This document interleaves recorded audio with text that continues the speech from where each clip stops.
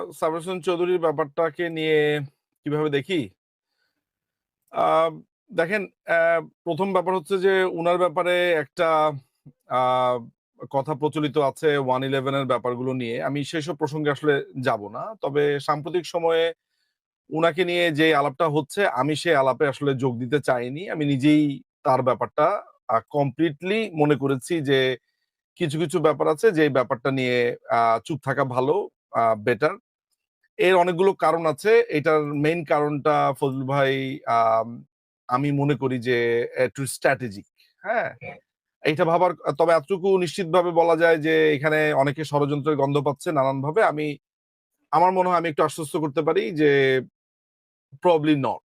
আ আ আমরা মনে হয় একটু ওভার থিংকিং টা এইসব ক্ষেত্রে না করি। কিছু জিনিস আছে যেগুলো আমার কাছে মনে হয় নেত্রীর, আমাদের মাননীয় প্রধানমন্ত্রী শেখ হাসিনা, আমাদের বাংলাদেশ আওয়ামী লীগের সভানেত্রী, আমার মনে হয় কিছু জিনিস আছে উনার উপরে ছেড়ে দিতে পারি। আ আমাদের অনেক কিছুই গত ১ বছরে হতে পারত। অনেক কিছুই সম্ভব ছিল। আমাদের অতি কথন এবং অতি গুজবের কারণে আমাদের অনেক কিছুই আসলে হয় নাই। বা অনেকে সরে গেছে অনেক জায়গা থেকে। এগুলোর অনেকগুলো ঘটনা ছোটখাটো আছে। আমি আর সেগুলো করে কাউকে দোষীও করতে চাই না। এগুলো আসলে কারো দোষ না। সবাই যেরকম সিচুয়েশন এর মধ্যে বসবাস করে, সবাই তো আলোচনা করতে চায়। সাবর হোসেন চৌধুরীর ব্যাপারটা নিয়ে আমি আসলে ব্যক্তিগতভাবে খুব বেশি আগ্রহী না। কারণ এই ব্যাপারে যারা সবচাইতে বেস্ট সিদ্ধান্ত নেবেন, যারা এই ব্যাপারগুলোতে ওয়াকিবহাল, তারা অলরেডি কানেক্টেড।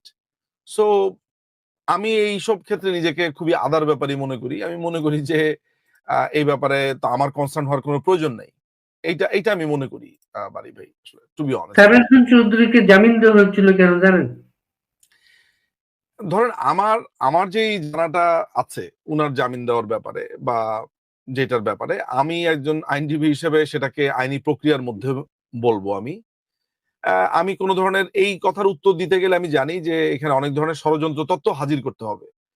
এই মুহূর্তে আমি সেই তত্ত্বগুলো নিয়ে আলোচনা করতেই চাই না। একেবারেই কোনো ষড়যন্ত্র না। সাবের হোসেন চৌধুরীর জামিনের বিষয়টা হচ্ছে, সাবের হোসেন চৌধুরী এখন পর্যন্ত ইন্টারন্যাশনাল পার্লামেন্ট এমপিদের যে সংগঠন, সারা পৃথিবীর এমপিদের সংগঠন, ওই সংগঠনের কিন্তু সভাপতি সাবের হোসেন চৌধুরী।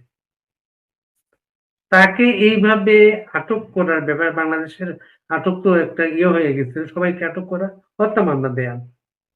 ইউরোপীয় ইউনিয়ন না, ইউরোপীয় ইউনিয়নের আমরা যখন এই কথাটা বলছি বারি ভাই যে উনি পার্লামেন্টারি মেম্বারদের একটা সংগঠন বা সেখানকার একটা জায়গার একটা পদে আছে, তাহলে কিন্তু আমরা ইমপ্লাইডলি অনেকগুলো কথা বলছি। ইমপ্লাইডলি কথাগুলো এই কারণে বলছি যে আ অন্যরা ওই পদটা নাই বলে অন্যরা জামিন পাবে না। তার মানে হচ্ছে যে এই অবৈধ ইউনুস, এই যেই দুঃশাসনের নায়ক, যেই অবৈধ ক্ষমতা দখলকারী টোকাই জঙ্গি মৌলবাদী, এই লোকটার ব্যাপারে বা এই প্রশাসনের ব্যাপারে আসলে আমি ওই ধরনের গভীর বিশ্লেষণে যেতেও চাই না। সাবির হোসেন চৌধুরী ছাড়াও আমাদের অনেকেই জামিন পেয়েছেন। তিনি শুধু একা না, অনেকেই জামিন পেয়েছেন। দেখেন, ভেতরে ঘটে যাওয়া অনেক ধরনের ঘটনা আছে, অনেক ধরনের হিসাব আছে, অনেক কিছু আছে। এতটুকু শুধু আমি বলতে পারি যে মার্কিনিরা একটা ধান্দার মধ্যে আছে, বা আমেরিকান বা ওয়েস্টার্ন। এই বাংলাদেশ রাষ্ট্র চালায় কে? বাংলাদেশ রাষ্ট্র চালায় কি ইউনুস? বাংলাদেশ রাষ্ট্র কি মানে আদতে আপনি ওদেরকে দেখছেন, কিন্তু রাষ্ট্রটা তো চালাচ্ছে হচ্ছে আমেরিকা। একটা আমেরিকান হাই কমিশন, শাহজাহানপুরের তাদের এই হাই কমিশন দিয়ে পুরো বাংলাদেশ চালাচ্ছে। এই এটা যে কত বড় একটা লজ্জার ব্যাপার আমাদের জন্য, আমরা ওই লজ্জাটা কোনোদিন ধরতেও পারছি না। আমরা এটাকে একটা একদল বলছে যে এটা একটা বিপ্লব করে ফেলেছে। কি হয়েছে না হয়েছে মোটামুটি সেগুলো জানি। সুতরাং বাংলাদেশ রাষ্ট্রটা তো আসলে চালাচ্ছে আমেরিকান হাই কমিশন। সুতরাং আমি আসলে খুব বেশি পুলকিত না। তারা যেটা চাচ্ছে, তাদের যেই চাওয়া, সেই চাওয়া আমরা শুনি, বুঝি, চুপচাপ থাকি। কারণ আমরা নিজেদের মতো করে প্রস্তুতি নিচ্ছি। আর এখন সময় হচ্ছে অনেকের কথা শোনা, অনেকের প্রেসক্রিপশন চুপচাপ ঠান্ডা মাথায় শুনে যাওয়া, অনেকের বুদ্ধি শোনা। আ এই সময় অনেক কিছুতেই আমরা নীরব আছি। ফলে জনাব সাবের হোসেন চৌধুরী উনাকে কেন ছেড়েছেন, সেগুলোর অনেক হিসাব-নিসাব থাকলেও আমি প্রকাশ্যে সেসব নিয়ে কথাবার্তা বলতে চাই না। আমি শুধু একটা কথা বলতে চাই যে বাংলাদেশে মার্কিন সাম্রাজ্য বা এই ক্যাপিটালিস্টদের বা বুর্জোয়াদের একটা প্রাসাদ যারা গড়ে তুলতে চান, যারা বাংলাদেশের মাটি ব্যবহার করে চায়না এবং ভারতকে আক্রমণ করতে চান কিংবা মায়ানমারকে আক্রমণ করতে চান, যেই রাষ্ট্র যেই রাষ্ট্রের কর্তা ব্যক্তিরা বাংলাদেশে একটা অন্যায্য চুক্তি করে দেশকে কমপ্লিটলি আমেরিকার কাছে বিক্রি করে দেওয়া হয়েছে, কমপ্লিটলি একটা অন্যায্য আচরণ করে এই দেশের মানুষের ভবিষ্যৎ নিয়ে ছিনিমিনি খেলা হচ্ছে। আমি সেই রাষ্ট্র সম্পর্কে যে খুব বেশি আগ্রহী তা না। বাংলাদেশের মানুষ একটি গণবিপ্লব এবং গণপ্রতিরোধের মাধ্যমে এই মার্কিন সাম্রাজ্য বা এই মার্কিন যেই যে তাদের যেই এখানে নিউ কলোনি, সেই কলোনিকে ভাঙবে বলে আমি বিশ্বাস করি। সাবির হোসেন চৌধুরীকে সাথে বৈঠক নিশ্চয়ই নতুন একটা উইন্ডো আমাদের রাজনীতিতে খুলেছে।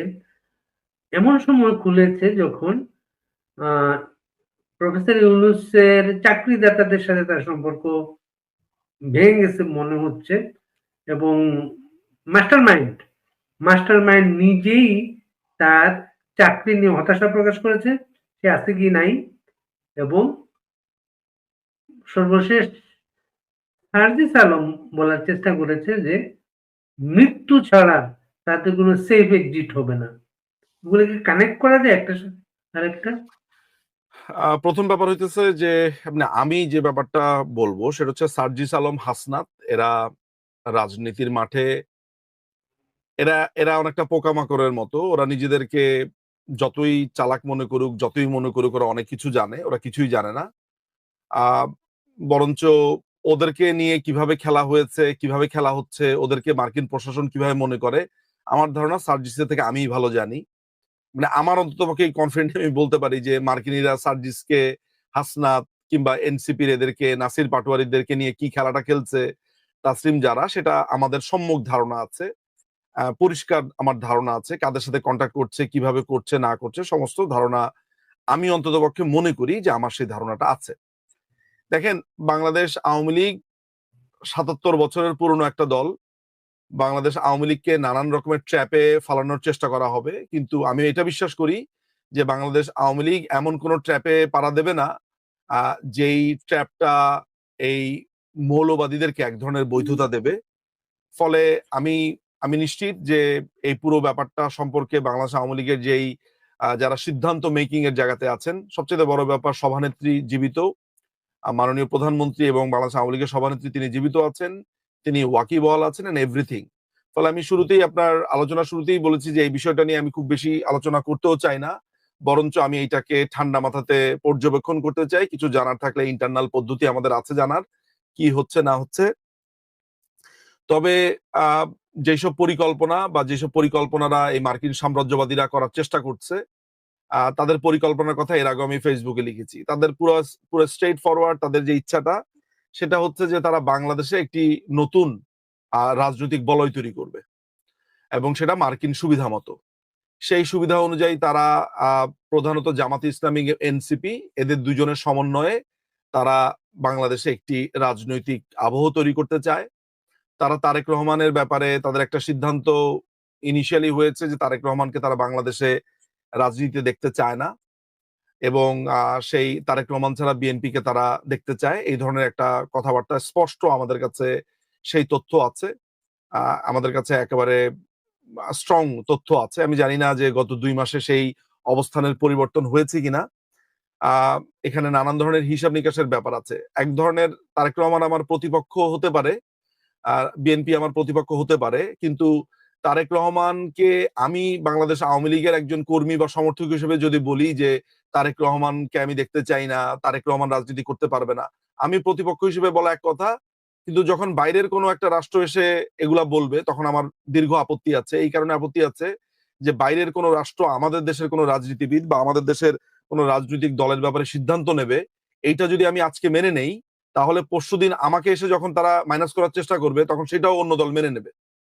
ফলে আমার ব্যক্তিগত কথা হচ্ছে যে বাংলাদেশের রাজনৈতিক সিদ্ধান্ত বাংলাদেশের রাজনীতিবিদরা নেবেন, বাংলাদেশের রাজনৈতিক দলগুলো নেবেন, বাংলাদেশের মানুষ সিদ্ধান্ত নেবেন।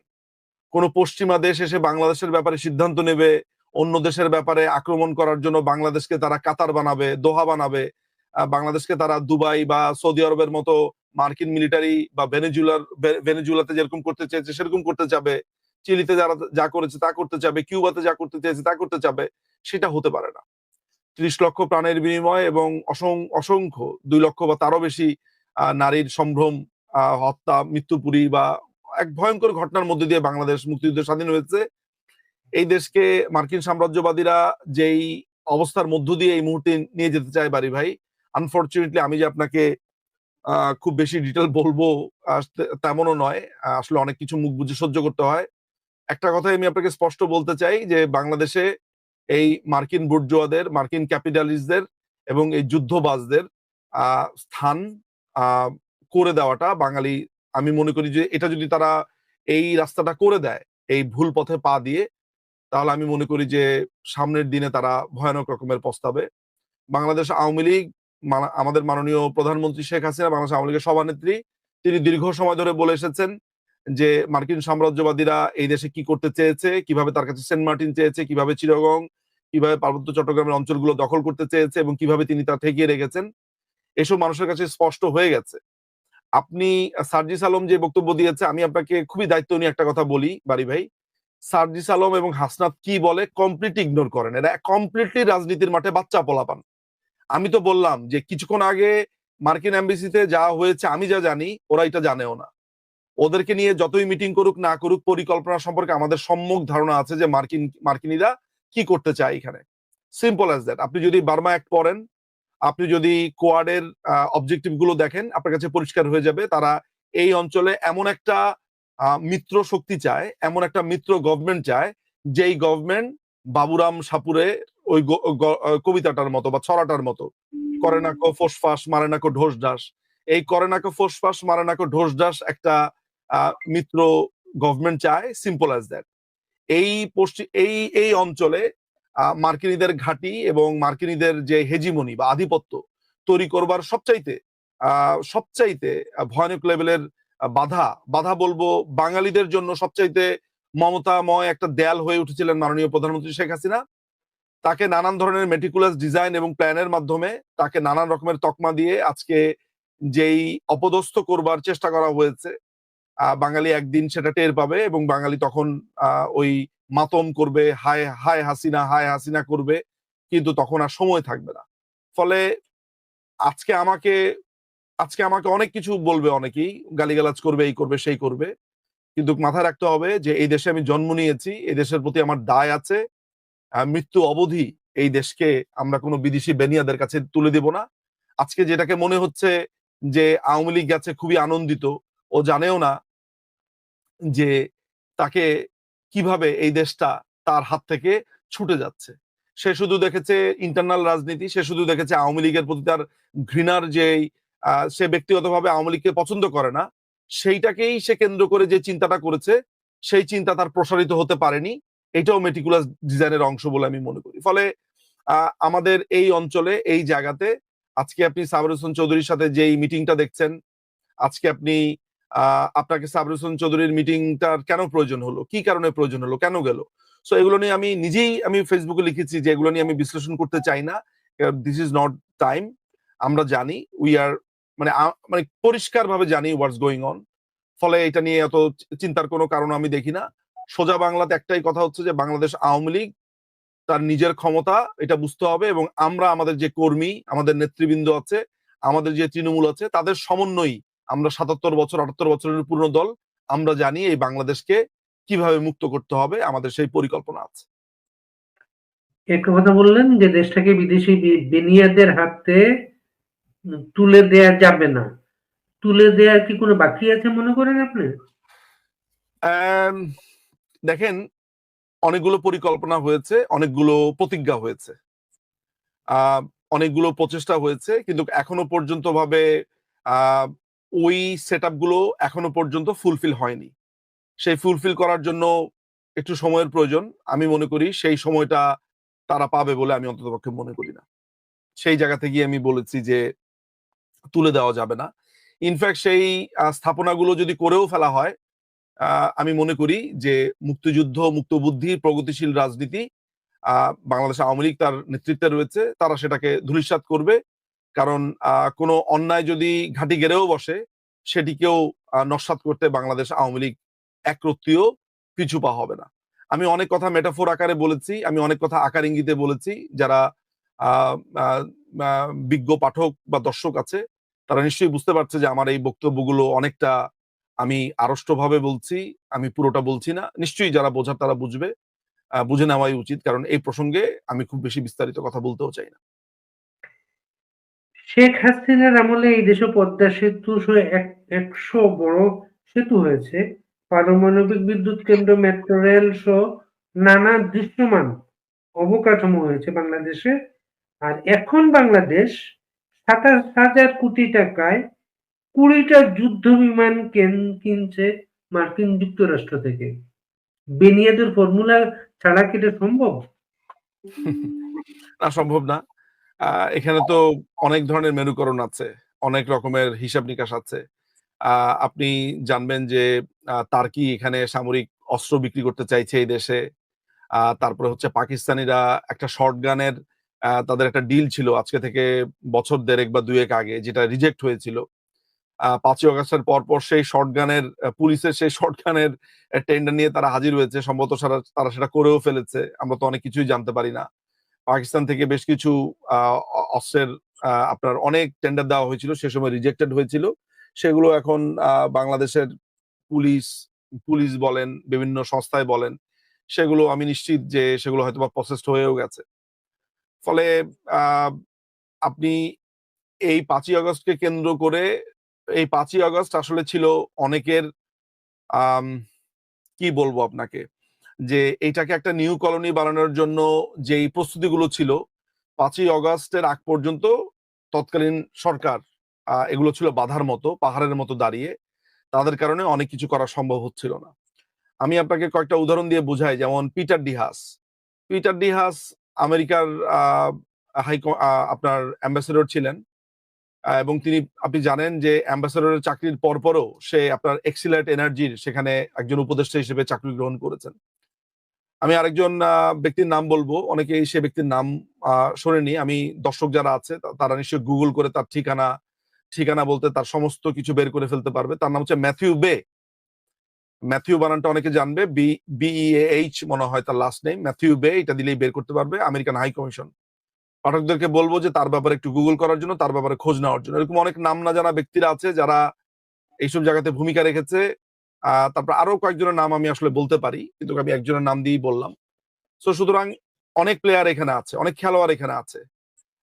আমেরিকান যেই পররাষ্ট্র নীতি যেটা আছে, সেটা সরকার পরিবর্তন হলেই যে তাদের যে একটা ব্রিগার পট পরিবর্তন হয় সেটাও না। তারা মূলত ফরেন যে পলিসিটা, সেটা তাদের অনেকটা ইরেসপেক্টিভ অফ তাদের পলিটিক্যাল পার্টিজ এর চেঞ্জিং অর নট চেঞ্জিং, এটা ডাজেন্ট ম্যাটার। ম্যাটারটা হচ্ছে যে তাদের পরিকল্পনাটা এটা আসলে রাষ্ট্রীয়ভাবে আসলে এমন ভাবে নেওয়া থাকে যে পট পরিবর্তন হলো সেটা আসলে খুবই কম পরিবর্তন হয়। ফলে এই অঞ্চলে তারা মায়ানমারকে দুই ভাগ করবার মধ্য দিয়ে, কিংবা পার্বত্য চট্টগ্রামে নতুন রাষ্ট্র কিংবা এখানে একটা বেস করবার মধ্য দিয়ে তারা চায়না এবং ইন্ডিয়ার দিকে যেই অস্ত্র তাক করেছে বা করতে চায়, বাংলাদেশ যেন কোনোভাবেই সেটির একটি বলবো প্র্যাকটিসিং গ্রাউন্ড না হয়। অনেকেই মনে করে আমরা বাঙালিরা খুবই সেলফ প্যাম্পার্ড, আমরা মনে করি আমেরিকা মনে হয় সারাদিন আমাদেরকে নিয়ে ভাবে, ওরা মনে হয় আমাদের ভয়ে, মানে আমাদের চিন্তায় থরহরি কম্প। আসলে ব্যাপারটা ওরকম কিছুই না। আমেরিকা আমাদেরকে 2 পয়সারও পাত্তা দেয় বলে মনে হয় না, কিন্তু তারা আমাদের ল্যান্ডটা ব্যবহার করতে চায়। এবং যারা তাদেরকে নিয়ে, তারা যাদেরকে নিয়ে চিন্তিত সেটা হচ্ছে চায়না এবং ভারত। তো নানানভাবে কন্ট্রোল করবার মাধ্যমটাই বাংলাদেশ। কিন্তু তারা যার কারণে অসম্ভব রকমের এখানে বাধাগ্রস্ত ছিল, তিনি আমাদের মাননীয় প্রধানমন্ত্রী শেখ হাসিনা। এটার মানে এই না যে তিনি আমেরিকার শত্রু ছিলেন। তিনি কোনো রাষ্ট্রের সাথে শত্রুতার সম্পর্ক এগুলো রাখেন উনি। তিনি যেটা করেছেন, তিনি সিম্পলি জোট নিরপেক্ষ রাষ্ট্র আমরা, বাংলাদেশকে তিনি ব্যাটল ফিল্ড হতে দিবেন না, বাংলাদেশকে একটি শান্তির রাষ্ট্র তিনি করতে চান। এবং তিনি বাংলাদেশকে অবকাঠামোগত উন্নয়নের মধ্য দিয়ে এখানে প্রচুর অপরচুনিটি বৃদ্ধি করতে চেয়েছেন। একটা পদ্মা সেতু করলে কি শুধু আমি আর আপনি গাড়ি নিয়ে পার হবো এইটাই? কিন্তু আমরা এটা কেন দেখি না যে একটা পদ্মা সেতু মানে হচ্ছে কমিউনিকেশন এবং পণ্য বহনের একটা দিগন্ত। যে পণ্যটা আপনাকে ফেরি দিয়ে পার করতে আপনাকে 500 টাকা যেত, একটা ব্রিজ হওয়ার কারণে সেটার জন্য আপনার 2 টাকা। তাহলে আপনার 498 টাকা বেঁচে গেল। এটার প্রভাব তো জাতীয় জীবনে পড়বে। ফলে অবকাঠামোগত উন্নয়নের জন্য আমাদেরকে অনেকের কাছে হাত বাড়াতে হয়েছে। মার্কিনীরা বরাবর সেই যাদের দিকে আমরা হাত বাড়িয়েছি তাদের প্রতি বিরূপ প্রচারণা চালিয়েছে। বলা হয়েছে যে চায়নার ট্র্যাপের ফাঁদে পড়েছি, এই করেছি সেই করেছি, তাদের টাকার ফাঁদে পড়েছি, নানান রকমের বলেছে। এখন কি হয়েছে বাংলাদেশে গত 1 বছরে আপনি লক্ষ্য করে দেখেন। সো এন্ড অফ দ্য ডেতে আমাদের হাজার হাজার শ্রমিক কলকারখানা বন্ধ হয়েছে। বাংলাদেশ আওয়ামী লীগের নেতাকর্মী যারা আছে তাদের ব্যবসা প্রতিষ্ঠান, তাদের সেই ব্যবসা প্রতিষ্ঠানের কর্মচারী সমস্ত কিছু ছারখার হয়ে গেছে। এবং এতে করে বাংলাদেশ এমন একটা অবস্থার মধ্যে পড়েছে যে আপনি দেখেন চাঁপাইনবাবগঞ্জের হিলিতে নাকি হিলিটা কোন জায়গায়, লালমনিরহাট নাকি দিনাজপুর, দিনাজপুরে আমরা দেখেছি ডাস্টবিনে একটা মানুষ আপনার না খেতে পেয়ে তিনি মারা গেছেন, আমরা তাকে দেখেছি সেখানে। সুতরাং বাংলাদেশে মাননীয় প্রধানমন্ত্রী কিন্তু অনেকদিন ধরে বলেছিলেন যে আমাদের ছাদে গাছ লাগাতে হবে, আমাদেরকে আমাদের পতিত জমিগুলোকে আমাদের কাজে লাগাতে হবে। তিনি কিন্তু এসব আশঙ্কা করছিলেন। এগুলোর কিন্তু অনেক ডিপার মিনিং ছিল, আমরা মাননীয় প্রধানমন্ত্রীকে অনেকেই বুঝতে পারেনি। তরুণরা নানান রকমের ফাঁদে পড়েছে, প্রলুব্ধ হয়েছে, হয়ে এই সরকারের বিরুদ্ধে গেছে। এখন তারা আস্তে আস্তে বোঝা শুরু করছে। মাননীয় প্রধানমন্ত্রী জানতেন যে পশ্চিমাদের একটা প্রেশার আসবে, কারণ পশ্চিমারা তো আসলে আমাদের কোনো ভালো কিছু চায় নাই। তারা বন্ধুত্বের কথা বলে বারবার এখানে কলোনি করতে চেয়েছে। বাংলাদেশকে তারা মনে করেছে জিওপলিটিক্যালি এবং এখানে একটা একটা খুবই উপাদেয় একটা জায়গা, যেই জায়গা থেকে বন্দুক তাক করলে আপনার শত্রু ঘায়েল করতে পারবে। ফলে যেই কেয়ারটেকাররা এখন ক্ষমতায় এসেছে, যেই দারোয়ানগুলোকে তারা নিয়ে এসেছে, এই দারোয়ানগুলো কোনো ফোসফাস করছে না। তাদেরকে নানান ধরনের প্রলুব্ধ দেখানো হচ্ছে যে এদেরকে দিয়ে সরকার গঠন করবে।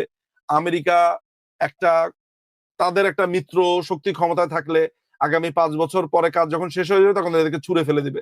এই ধরনের ব্যাপার-স্যাপার এখানে আছে, তাই না? সুতরাং এগুলো অত্যন্ত জরুরি বিষয়। আমরা এগুলা বারবার বলছি। যখন জুলাই মাসে আমরা যখন বারবার বলছিলাম যে এগুলো জামাত শিবিরের আক্রমণ, জামাত শিবিরের আক্রমণ, তখন আমাদেরকে নানানভাবে বলেছে যে না এগুলো তো আমরা গড়পড়তা সবসময় বলি। হ্যাঁ, এগুলা বলে এটাকে অনেকে ওভারলুক করেছে। এখনো আমরা বারবার বলে যাচ্ছি যে মানুষ বুঝতে পারছে না যে পশ্চিমা সাম্রাজ্যবাদীরা এই সাম্রাজ্যবাদী শব্দটা বললেই অনেকে মনে করে আমার মনে হয় ব্যাকগ্রাউন্ড কমিউনিজম, আমি মনে হয় কমিউনিস্ট পার্টি করতাম বা আমি মনে হয় খুবই বাম ঘেঁষা লোক।